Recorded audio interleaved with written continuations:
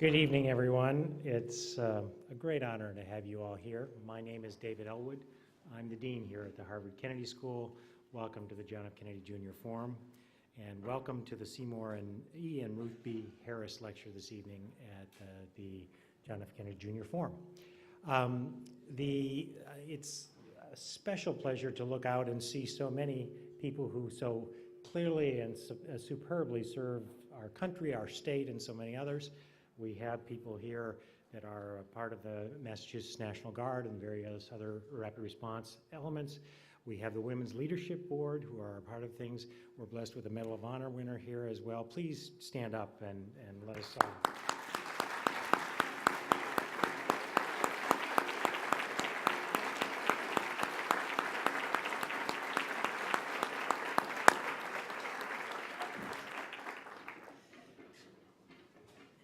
So I think you're in for quite an evening. We have with us tonight General Janet Wolfenbarger, the most senior woman in the Air Force, 4-star general.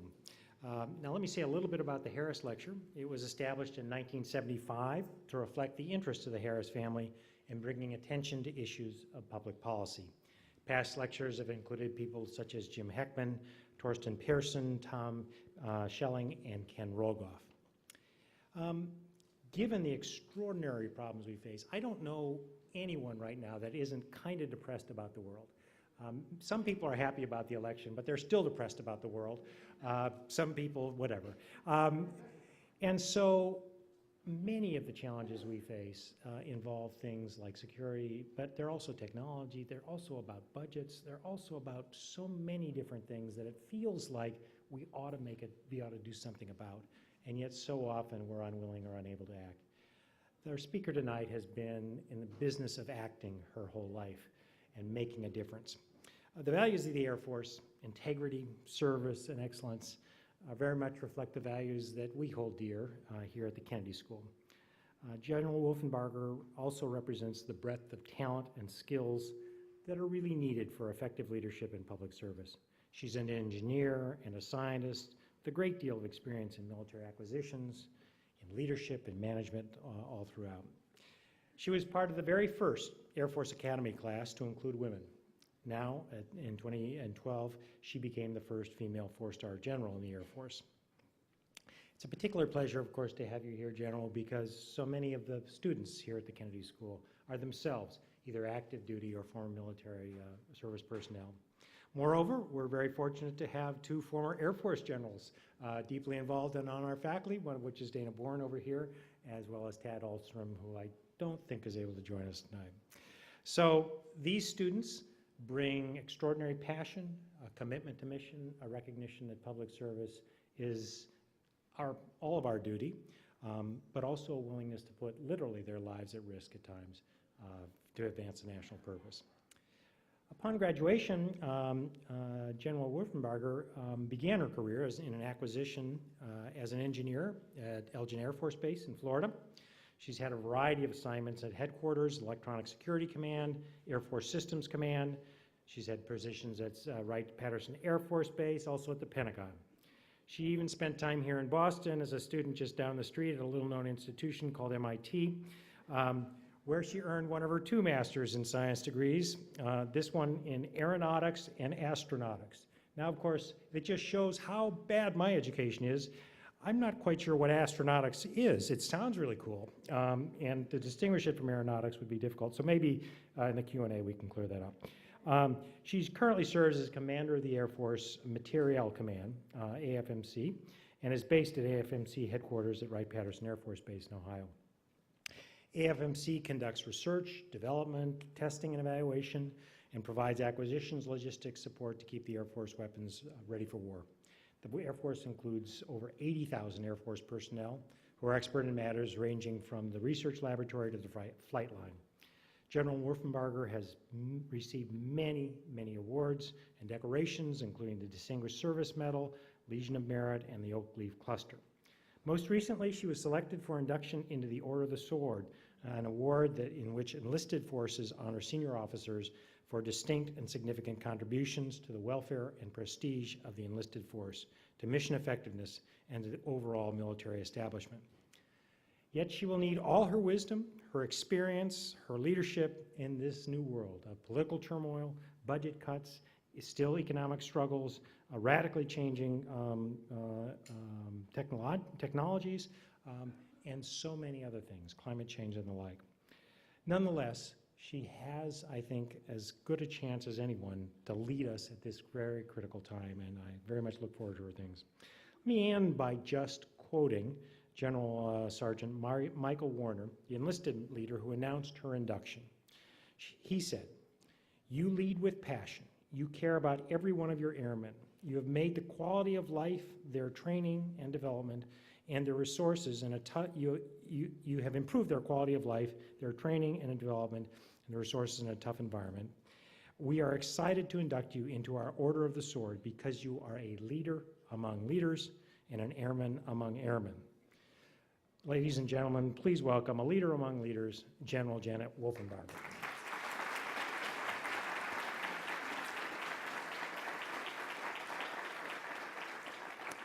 Thank you all, and thank you, Dean Ellwood, for that very kind introduction.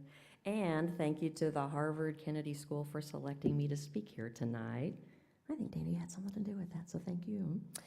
It is truly an honor to be selected to present the Harris Lecture, and I am absolutely very happy to return to Cambridge. I have very fond memories of my time at MIT just down the road. It was a long time ago, though. It was back in the early 80s that I was here. Well, I chose to talk tonight about a positive, despite the challenging environment that we're in. It is about embracing opportunities in this changing and challenging environment. So I'm going to do a little bit of stage setting for you, and then I'm going to walk you through some of the work that we're doing in Air Force Material Command, really as a case study, I guess I'll call it. Something that this institution is well known for, a case study for perhaps how we can think a little bit differently about the challenges that we're facing us right now. So I'll start with the Secretary of the Air Force, Debbie James, who has said, "With challenge comes great opportunity." And of course, as you all know, the Department of Defense and the Air Force in particular are currently facing substantial budgetary challenges. And I echo Secretary James' sentiment that while this reduced resource environment does bring very, very difficult choices, decision-making that has occurred and will continue to occur, it does also bring opportunities. So the example that I'm going to share with you is an historic reorganization of Air Force Material Command. Air Force Material Command is one of the 9 major commands in the United States Air Force. And so what I wanted to do was demonstrate to you that despite this environment, we have taken my organization through this historic change, and we are already reaping tremendous benefits from that change. And that change was enabled by this environment. All right, so a little bit of stage setting, and I know you all probably know this, but it's important to make sure that everybody's on the same page with me. It was in August of 2010 that the then chairman of the Joint Chiefs of Staff, Admiral Mullen, said that the single biggest threat to our national security is the national debt. So you got to think back to the 2009-2010 timeframe. He went on to say that the Department of Defense has a responsibility to help eliminate that threat. And here's a quote from him: "We must and will do our part." It was about that same time frame that our then Secretary of Defense, SecDef Gates, said that the Department of Defense actually had already begun that journey. We had, and I quote, "cut or canceled about 20 programmed or troubled or excess programs that, if pursued to completion, would have cost about $300 billion.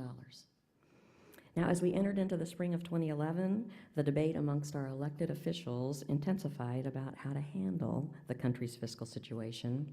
The Congress's response to that situation was, as you all know, the Budget Control Act of 2011, and accompanying that, the possibility of sequestration, or those automatic across-the-board cuts that would be applied to both defense and non-defense if a deficit reduction bill wasn't passed.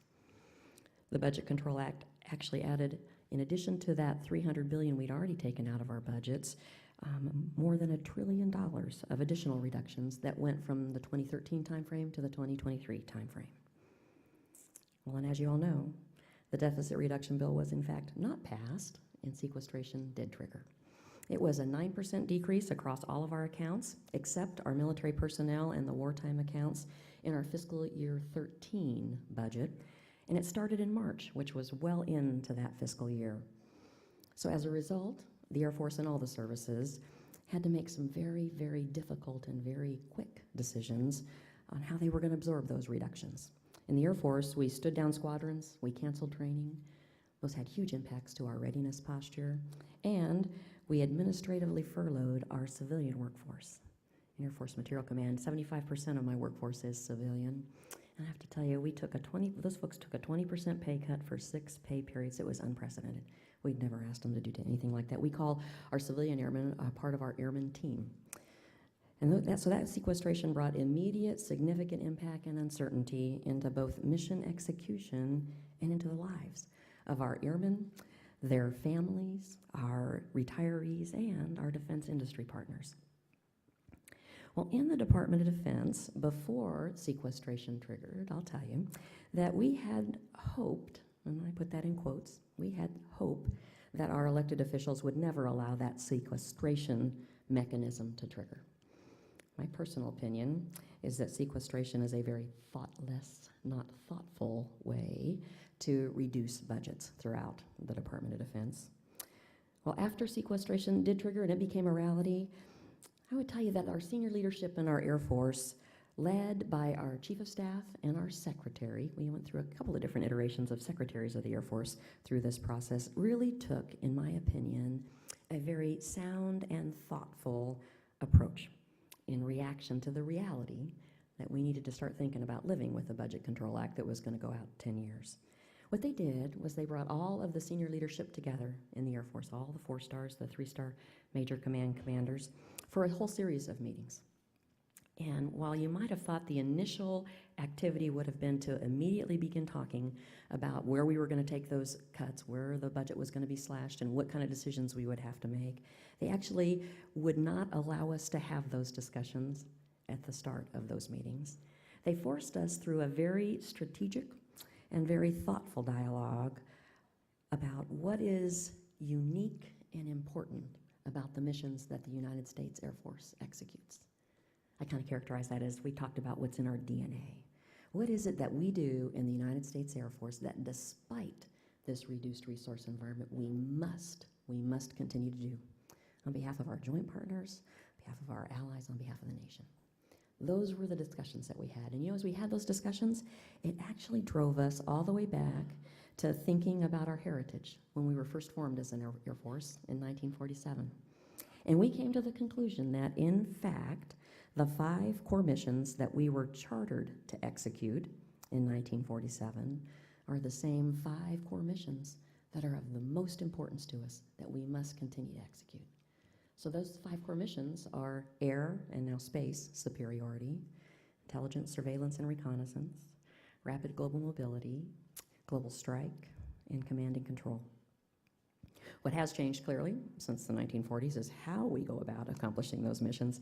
I like to think sometimes about the progress we've made within that technological realm that the Dean mentioned. I imagine some of how we go about executing those missions would seem like science fiction perhaps to those folks in the mid-40s who were chartering our United States Air Force. And of course now we include different domains. We weren't talking about space back in the 40s, and we clearly weren't talking about cyberspace. So some of the ways and the domains in which we operate are different, but the reality was that the execution of those mission sets back then, all the way through to today, have resulted in the ability of the United States Air Force to provide global vigilance, global reach, and global power for America. Well, once in these decision-making forums we had come to the conclusion of what was most important to us, then we could start talking about all the other things that we do and decide whether or not they were still important to do. Could we eliminate? Could we minimize? What were the things that we must continue to do? And then we tackled the next big question. Well, then how are we going to go about executing that smaller set of things that we think are absolutely critical for us to continue to execute? And the realization was clearly we weren't going to be able to stay on the path that we had been on before the Budget Control Act, so we had to make some really hard now strategic trades across the missions that we needed to continue to execute. And we had to take a longer term view. We had to look out 10 years.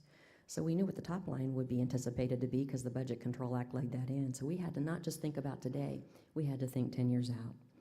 And the result of those deliberations was the determination that we have got to become a smaller Air Force.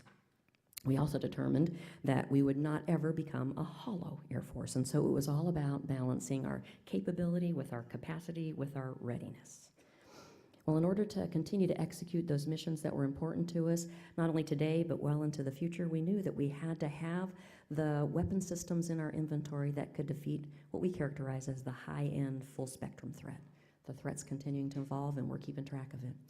When we decided that, we knew we needed to continue recapitalizing in some areas, and so we have 3 programs that you may have heard messaged from the senior leadership in the Air Force that we have got to continue to keep on track: the F-35, the KC-46, and the Long Range Strike Bomber.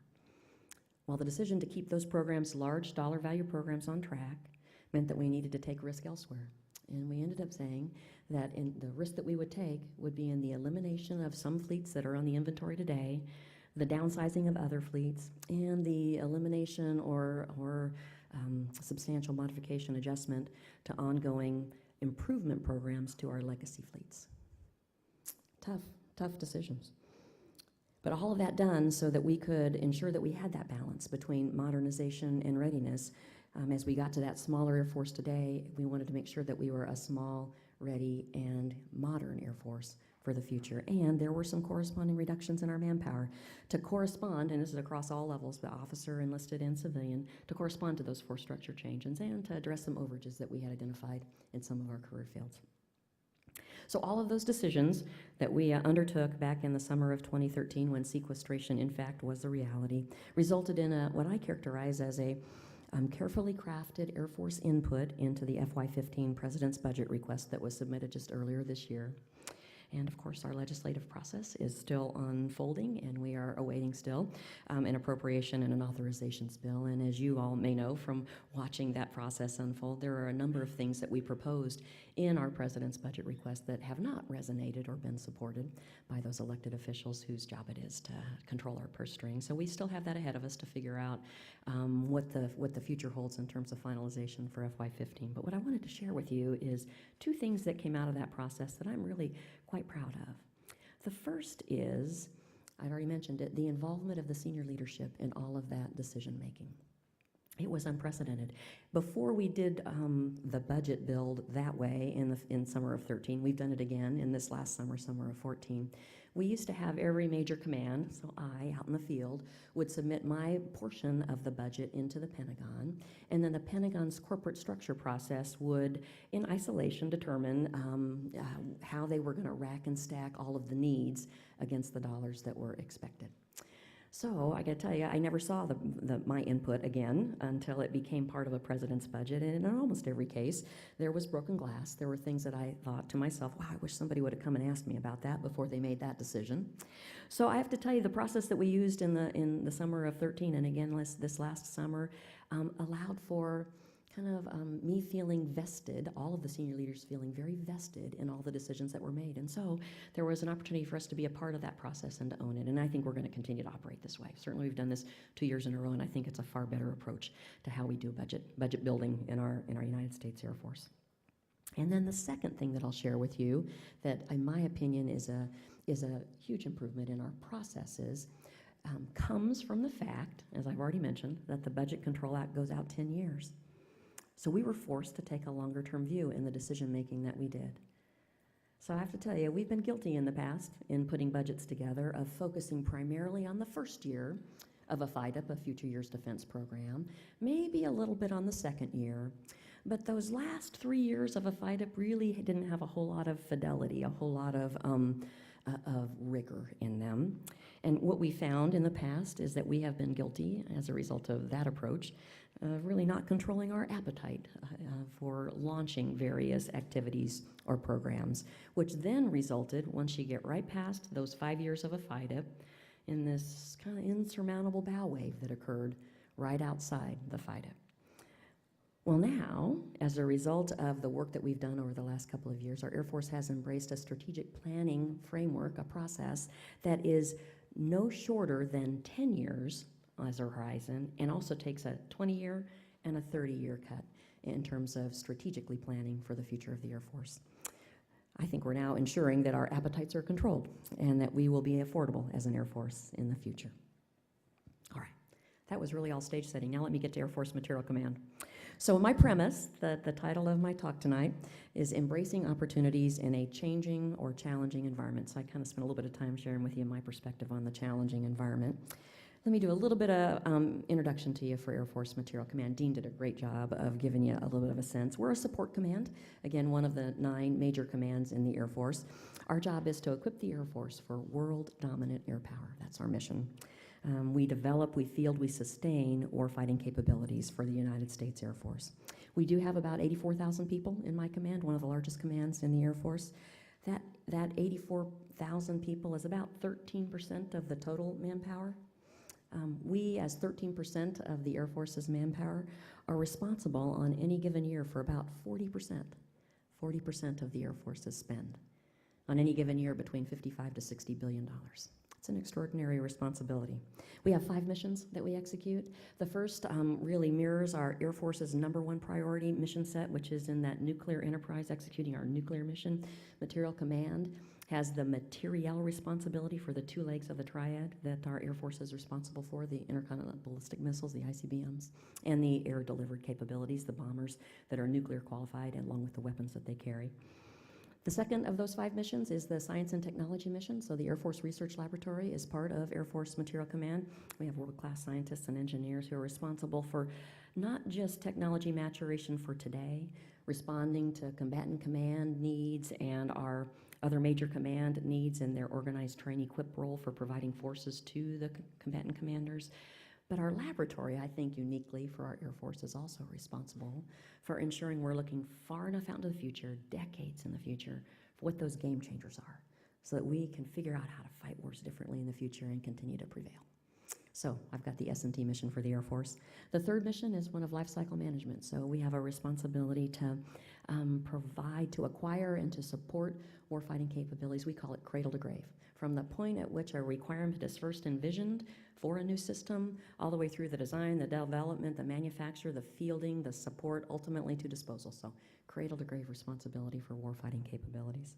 The fourth mission that I execute is one of developmental test and evaluation. So I have world-class test pilots, just ask them, and test engineers.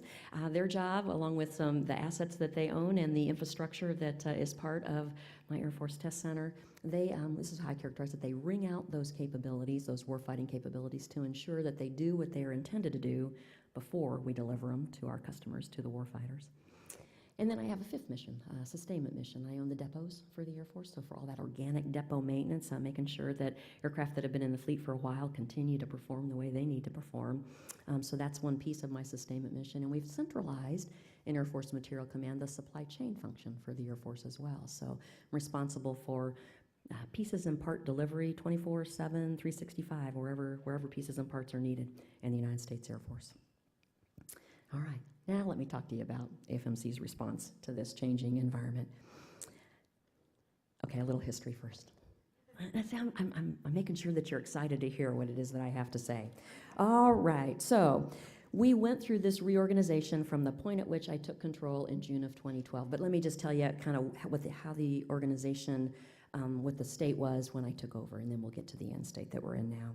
So it actually starts back in 1992. We merged 2 major commands in the Air Force Systems Command, the front end of that life cycle, and Air Force Logistics Command, the back end of that life cycle, into one major command, Air Force Material Command. So 20 years before I took over, this major command had been formed. The intent was to embrace that life cycle management, integrated weapon system management philosophy. And what we did back then, 20 years ago, was to merge at the headquarters level, but we really didn't attempt to take action at the subordinate unit level. So back then, back in 1992, there were 18 different centers. That's our subordinate unit designation within Air Force Material Command centers that reported to the headquarters. So then you fast forward for when I took over in June of 2012, and over the years, over those 20 years, that number of 18 had reduced to 12. But when I took over, there were 12 centers that reported to me at the headquarters. And I got to tell you, as we looked, that was really out of balance with the rest of the Air Force in terms of the span of control, the subordinate reporting units. And so there was an opportunity to take a hard look at how we were organized. Let me just say that if I think about how that organization unfolded and how it operated, back in 2012 when I took over, we had what I'll characterize as a geographic alignment. So we had those 12 centers. They were geographically placed, and whatever executed at that geographic location, so there were 5 missions that I mentioned to you that we're responsible for, any of those missions that happened to execute at that geographic location, the commander of that center was responsible for. What that meant was that we had some centers accomplishing multiple missions, and we had multiple missions accomplishing, or multiple centers accomplishing single missions. And all of them used different processes, because each one of them had a culture of their own. So for example, I had 3 test centers when I started. I had one at Edwards Air Force Base, one at Eglin Air Force Base, one at Arnold Air Force Base, 3 of the 9 bases that I'm responsible for. And each one of them executed that test mission differently, using their own set of processes and procedures. And that same theme was consistent no matter if I'm talking lifecycle management or test. Those are the 3 primary areas that we focused on in this reorganization. So the reorganization was birthed, I like to say, from an Office of the Secretary of Defense mandate in this time frame to embrace the efficiency mantra. What we were told to do was to go figure out how we could reduce duplication and overhead and excess and instill a culture of savings and cost accountability, really throughout the department. So this reorganization for AFMC, I actually have started calling it a reinvention. It's so powerful. This reinvention of Air Force Material Command really was structured to align to those 5 missions that I shared with you we're responsible for. So we went from 12 centers to 5. We actually stood down 7 centers, stood up. We had 2 that were already in existence, stood up 3 others that were intended to be responsible at that enterprise level for each one of those missions that we were held accountable for. And when we got the go-ahead, we executed. So when it comes to the question and answer, if you'd like to ask me about getting that go-ahead, I'd be happy to answer how difficult that was. I got to tell you, it turns out we have a lot of stakeholders in Air Force Material Command, external to Air Force Material Command, many of whom wanted a say in whether or not we were allowed to execute this reorganization. So this new organization, you have to think about this, it clearly has to be, logically you say it has to be more efficient. I have 5 centers and staffs associated with the centers versus 12 centers with the associated staff. So immediately, I was able to take more than 1,000 positions off the books. The center staffs, I didn't take down the number of bases, I just reorganized and aligned all the work effort from 12 to 5. So 1,000 authorizations, that was more than $100 million every year that we gave back. Huge, really, out of one initiative, a huge response to that OSD, that Office of Secretary of Defense mandate, and so it was much more efficient. But can I tell you what I'm really excited about? I'm really excited about how much more effective this organizational structure is for Air Force Material Command. So I now have 1 center with 1 mission, with 1 commander, responsible across multiple locations, multiple geographic locations, for a shared culture and standardized processes for the first time ever in our major command. We now have standard processes for how we execute these missions. I think we've elevated mission performance across all 5 of those mission sets in what, actually one of my center commanders coined a term, a geo-agnostic way. Isn't that kind of cool? Geo-agnostic versus geocentric. We are geo-agnostic now in terms of how we operate. What we're doing now is we're taking the best practices and the lessons learned that we're already executing in pockets and applying it now more universally at that enterprise level. And we also now have a single face to our primary customer, to the warfighter, who is the person to go to when you have questions or comments or concerns about each one of our weapon systems. It is really a much more simplified, reduced overhead structure, but it is so powerful in terms of the effectiveness. And so what I really wanted to do was give you a little thumbnail of what we've been able to demonstrate in that effectiveness lane. And I really want to talk about it in 2 ways, mission effectiveness and cost effectiveness. All right, so from a mission effective perspective, in that first full year, so we started in, right after I took over, we actually had fiscal year 13, tough year, right? We've already set that stage. Fiscal year 13 was a really roller coaster relative to sequestration and when it was going to trigger. So fiscal year 13 was our first full year of operations, and then we've had now just recently snapped the chalk line on fiscal year 14, our second year of operations. So in that first full year, I told you that process standardization was one of the centerpieces of what we've done. We standardized 66 processes. Never had been done before in the command. 66, had to prioritize what we thought was most important, rescinded 41 different instructions that we no longer needed. Then another year later, we had another 39 processes in addition to the original 66 that we had standardized, and we'd rescinded another couple of instructions. We were up to 44. If I key in on some of the work that's done at the centers, so my sustainment center, again, that's the depot maintenance, supply chain responsibility. After just 1 year, because they got much more effective and they got standardized in how they do their work, they were able to increase their aircraft depot maintenance production by 16% 1 year, 19% improvement in, okay, we call it MICAPs. It's aircraft that are waiting parts, that they're not being able to execute to their schedule because they're waiting parts. 18% decrease in our depot maintenance back orders. All of that means more readiness, less IOUs to our customers, to the warfighters. So that was the first year. The second year, fiscal year 14, we just wrapped up kind of the progress we've made after the second year. Another aircraft production increase of 8%. Another improvement to our MICAPs by 10%. And our back orders decreased by another 6%. Wow, I'll tell you. Huge evidence in one of my centers where it's a little easier to collect metrics on exactly how well this work is executing now compared to how it used to execute. The Air Force Lifecycle Management Center, that cradle-to-grave responsibility for warfighting capabilities, they put in place with something that we call the WISR, the Weapons System Executive Review, because for the first time we have now single entities accountable for that cradle-to-grave lifecycle view. So we put a dashboard together that shows the health of all of our fielded weapon systems. Wow, we look at 5 different areas. We look at the performance of systems in the field. We look at the modernization efforts that are ongoing that we're going to eventually put in the field. We look at the product support health. So, what is it that we need to be focusing on to make sure we can continue to support these aircraft? We actually predict. We have a predictive section that looks at safety concerns and service life and mission effectiveness. And we've just recently put in place another module on cost effectiveness of each one of those fielded weapon systems. We've never done that before. Never been able to do it before. We do it now. We present that dashboard on a quarterly basis to our customers, to the operational MAGCOM commanders or their staff, and to the chief or the vice chief. It goes up that high. And what that dashboard allows us to do is really pinpoint the areas that we need to focus on as senior leaders. One more example in that mission effectiveness lane, in the test center, they have begun executing what they call distributed test operations. So what they're doing is leveraging all of the people and the infrastructure across, again, those multiple geographic locations to execute test programs for individual weapon systems. So one example, the F-16 has a software upgrade that we have in work, and what they're able to do is test concurrently between Edwards Air Force Base in California, Eglin Air Force Base in Florida. So they have a mission control center that gets flown primarily in one center, but they are connected electronically to the other center where some of the subject matter expertise resides.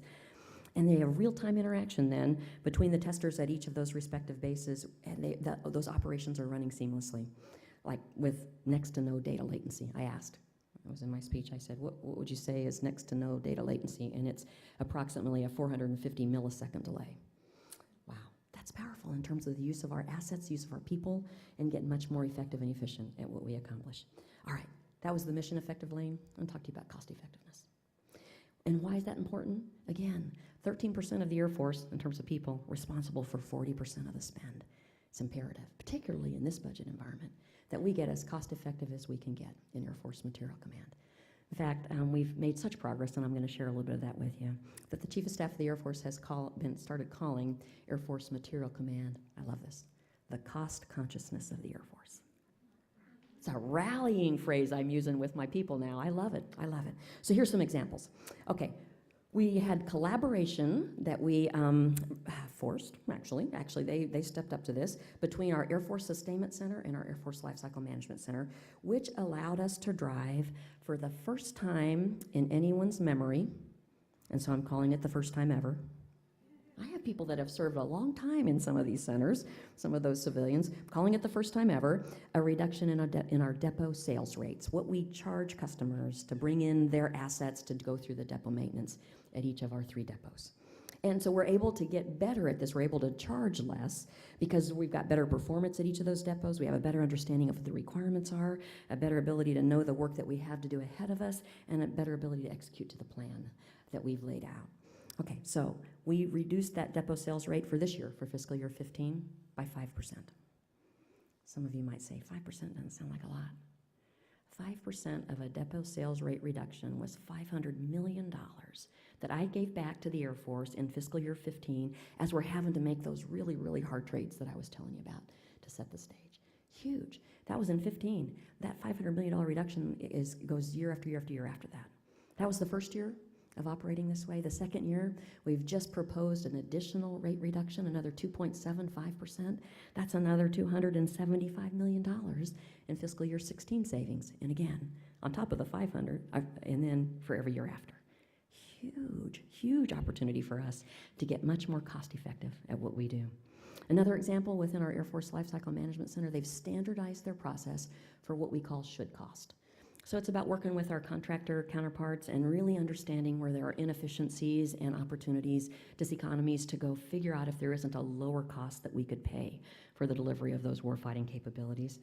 That Lifecycle Management Center, in doing that standard work applied across all of the programs, they realized in the first year of operating this way, $1.3 billion of avoidance or savings, and I don't care, I'll take either one of those. One's real coming out of the budget, the other is money we would have had to have paid that's not in the budget yet. $1.3 billion. And the second year, because they've continued to apply this standard process across even more programs, another $2.7 billion, total of $4 billion from applying a standard process for how we go about understanding should cost in the Air Force. All right, bottom line, in this cost effectiveness lane, we went from 12 centers to 5 and identified more than $3 billion in the first year, and another, I'm projecting, $3 billion of savings or avoidance in the second year of operations. That's why I'm using the word powerful. Powerful. And let me just tell you about another exciting opportunity that we've got in Air Force Material Command. Recently, as a result of these budget reductions again, we've decided to centralize our oversight of all of our installations. Today, every major command is responsible for some portion of our 77 installations in the Air Force. Well, we're kind of taking a page from the Army and the Navy. They've done this centralization already, and we're doing that in the Air Force. And I have the opportunity to stand up now a 6th center in Air Force Material Command to be responsible for that Air Force level centralization. We stood up our Air Force Installation and Mission Support Center. It's provisional. And I have to tell you, I'm so proud of my command's reputation. I really think that most likely the Air Force might not have chosen Air Force Material Command as the home for the new center if we didn't have such a stellar track record from this previous work that we've done. And as you can see, we're not done. We're in our now 3rd year of operating under this new organizational construct, and I really think we are just on the forefront of really leveraging not only the construct, but as I said, the power that's behind it. So I started this evening by talking about embracing opportunities for challenging times, right? That's my theme, and I've used this reorganization as my case study as an example of that construct. So can I share with you next that some of my predecessors, some of the former Air Force Material Command commanders, had wanted to do at least some pieces or parts of this reorganization on their watch, but the environment didn't allow it. It's because it's that old adage. I maintain it's the old adage. If it's not broke, then let's not fix it. So we needed a burning platform, and that burning platform was this reduced budget environment that we're operating in right now.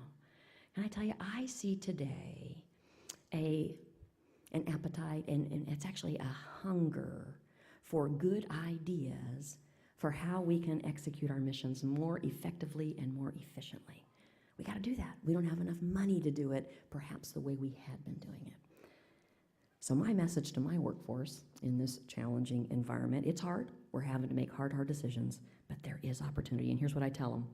In my almost 35 years of service, I have never seen the aperture more wide open for those good ideas to get a fair hearing. And I tell them, bring them on.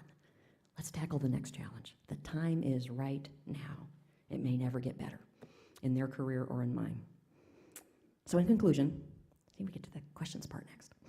I have to say, and Dean and I were talking about this, I do believe that today, now, is a great time to lead and to execute, for me, this critical material mission for the United States Air Force and ultimately for our nation. And I truly think I have the privilege of serving in an institution, the United States Air Force, that embraces opportunities in this changing and challenging environment. Every day I have the opportunity to lead an organization responsible for equipping the Air Force for world-dominant air power. It's an awesome responsibility that the men and women of the Air Force Material Command are so proud to accomplish. Thanks again for inviting me to speak with you this evening. It was truly an honor to be here, and I'm looking forward to your questions. Thanks very much.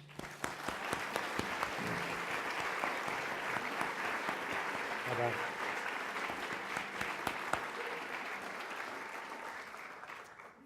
All right, folks, we do now have time for questions, and we have microphones at 4 locations. One's right here, one's right here, one up here, and one over there. Let me just, first of all, tell you that if we don't, the question and answer part is the best part of the whole thing, so please do come forward. A question at the Kennedy School, a good question, has 3 elements. First, you start by introducing yourself, just who you are, what affiliation you have, if any. Second, the question is short and has one thought in it.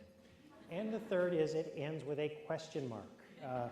So with that, I'll turn to this question now, but I'd like to actually take advantage of my position to ask you the first question, which is, your message was really quite striking. By the way, you do deserve a medal for doing the things you've done. You're in a place where you get them. That's a nice thing. But the striking thing is, different organizations respond to stress, particularly financial stress, differently. Some people would say, your budget needs to be cut by 5%, everybody takes a 5% haircut. That was, in fact, the problem with sequester, as you know. But your organization clearly didn't do that, tried to think about it, tried to use that as a leadership opportunity.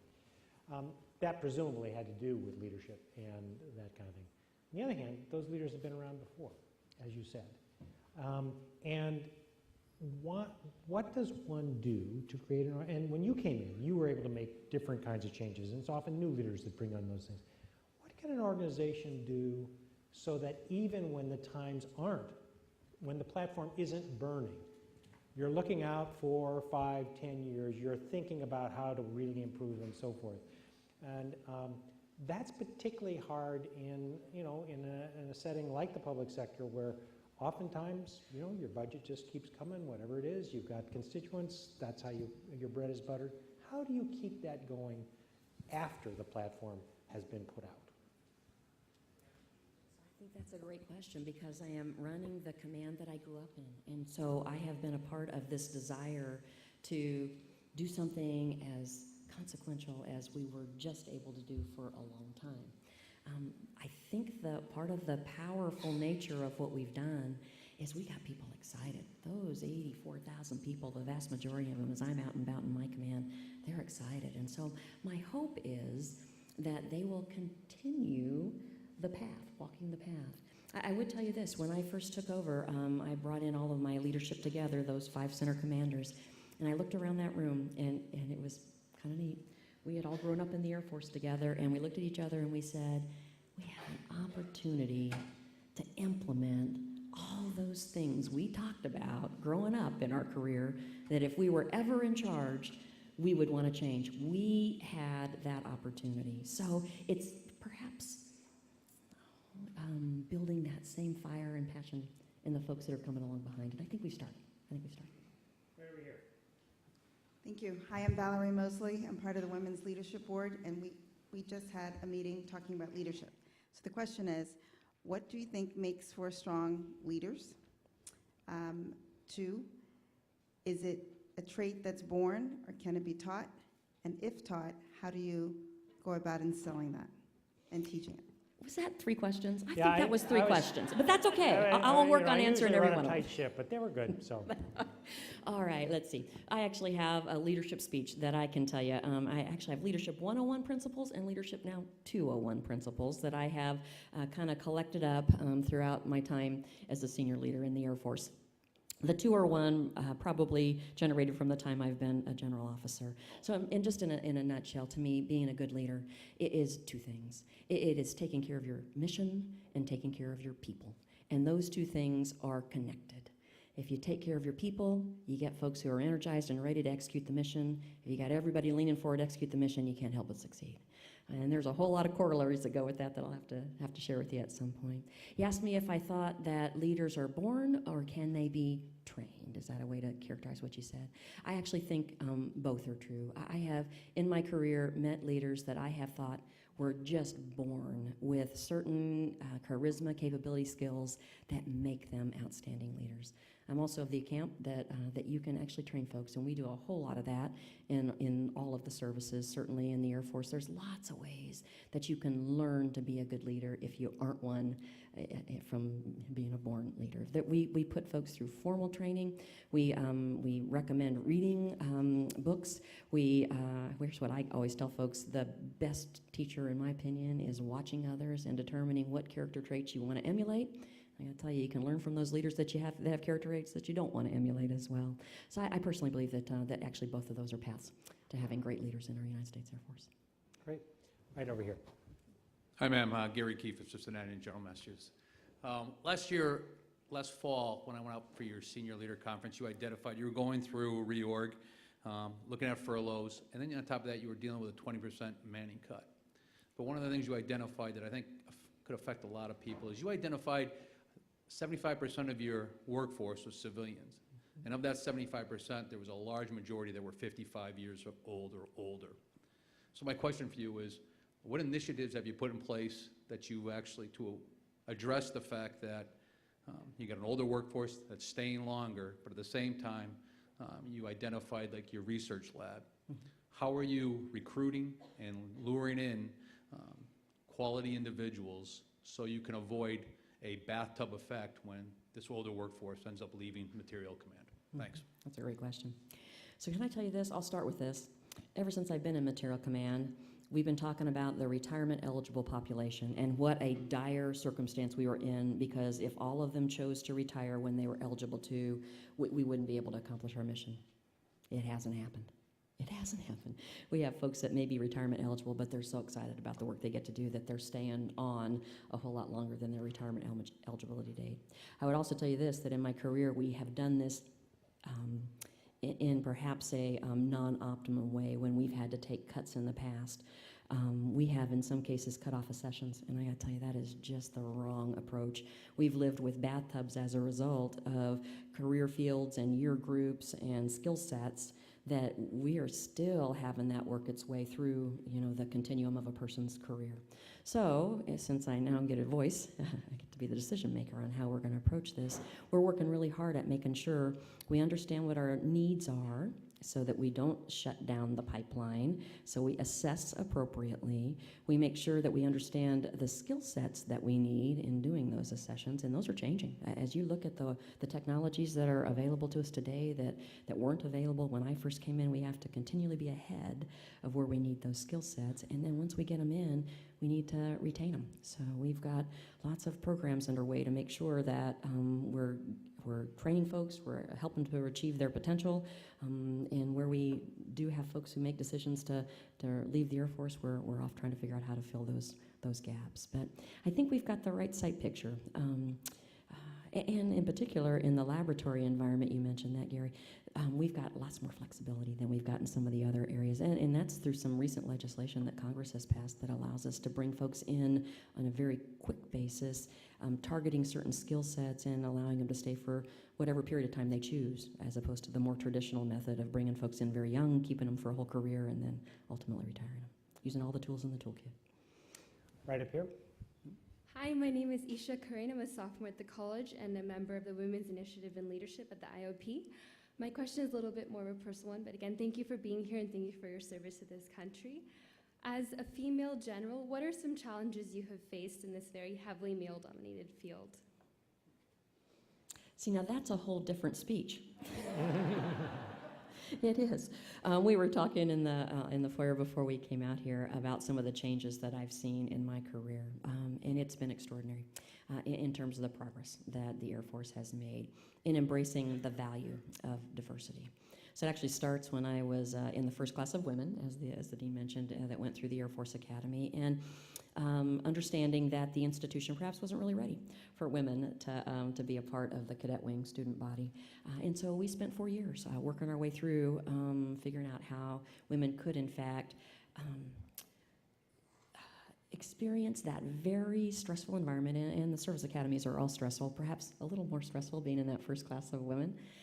But in my mind, it was all about being placed in those stressful situations, however you want to define them, academically, physically, mentally, emotionally, understanding as I came out the other end of those experiences, is my learning, that I am far more capable than I ever thought I could be. And I have relied on that knowledge in myself ever since. So to me, it has not been about being a woman in the Air Force. It's been about being recognized, accomplishing missions, being a part of a team. And if there's recognition to be had, it's for what we were able to accomplish, not because I was a woman.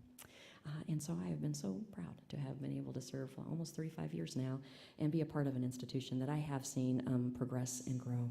So the upside, after I start with some of the challenges and some of the changes that I've seen, I have to tell you this. Oh, this is being recorded. Maybe I shouldn't. I have to tell you, sometimes I'm the only woman or one of very few in many, many meetings that I attend, and there has never been a line at the ladies' room in my entire career. Unlike the men who are attending those meetings. Good line, right there. My name is Jacob. I'm a sophomore here at the college, and throughout your speech, you focused on the long-term goals of the Air Force Material Command. I'm just interested in your environmental focus and how you're preparing for climate change here in the 21st century.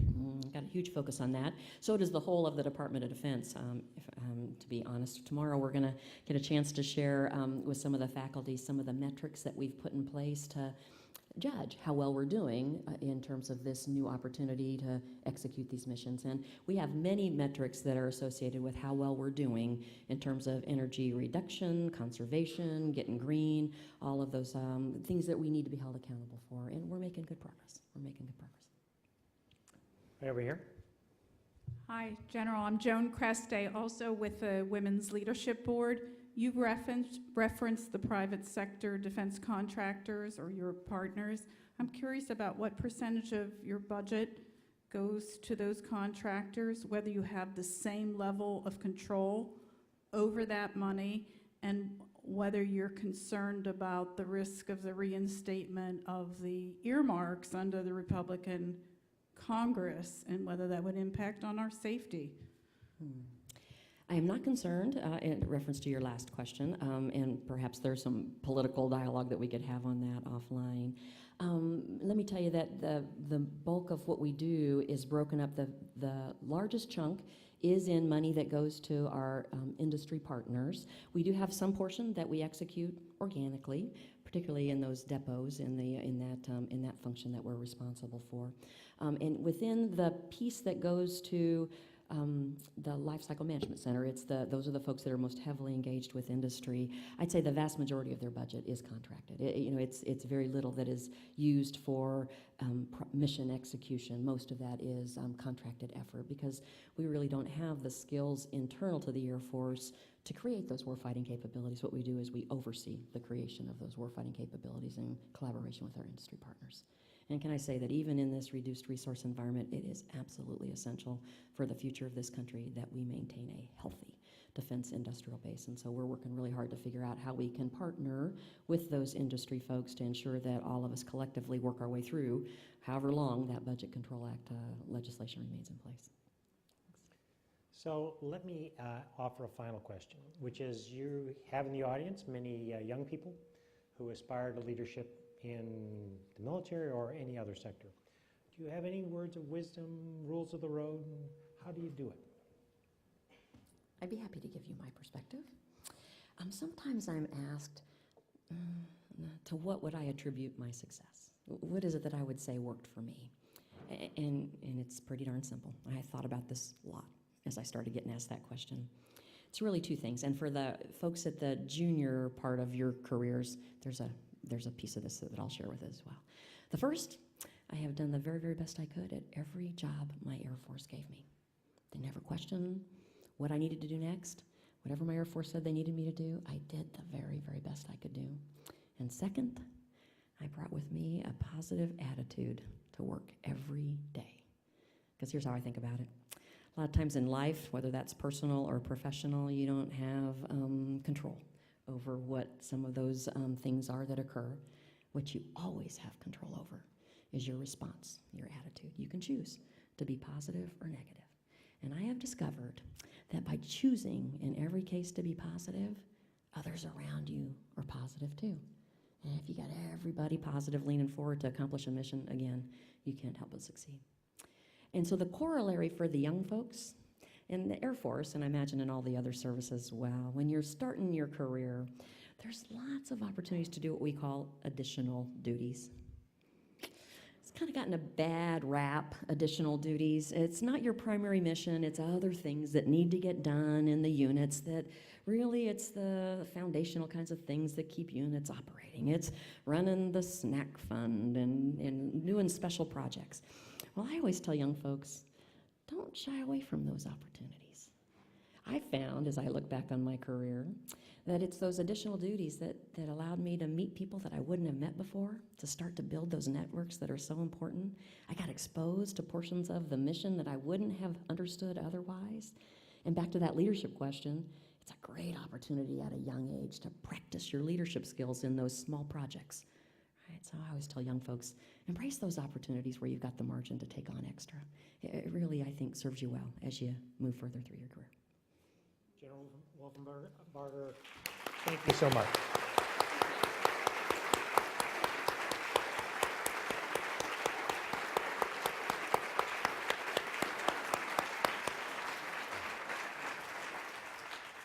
Thank you all for being here this evening. It's a wet night outside, so please drive safely. Thanks again.